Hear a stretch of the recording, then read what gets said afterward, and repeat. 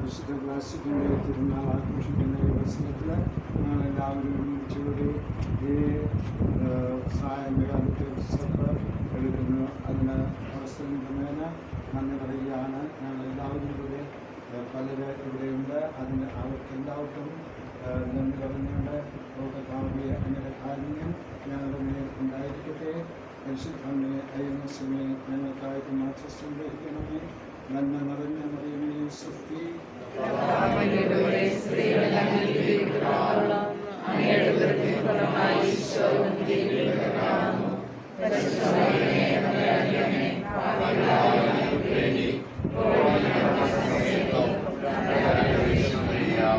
പിതാവിന്റെയും പുത്രന്റെയും പരിശുദ്ധാത്മാവിന്റെയും നാമത്തിൽ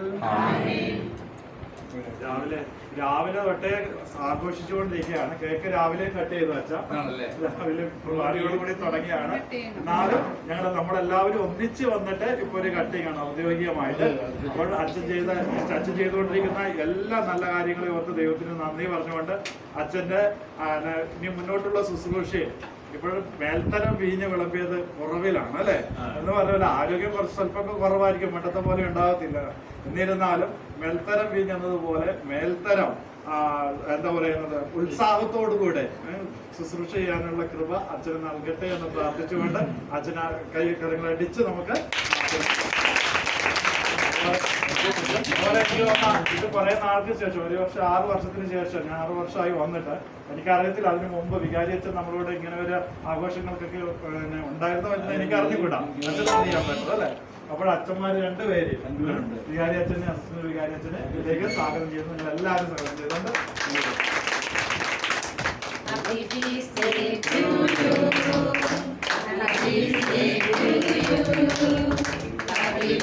day to you, dear Father. Happy feast day to you. May the good God bless you. May the good God bless you. May the good God bless you, dear Father.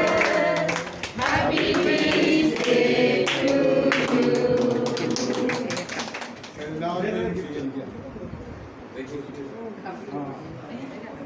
ഒരു gift ചെയ്യുന്നത് പറയാമോ?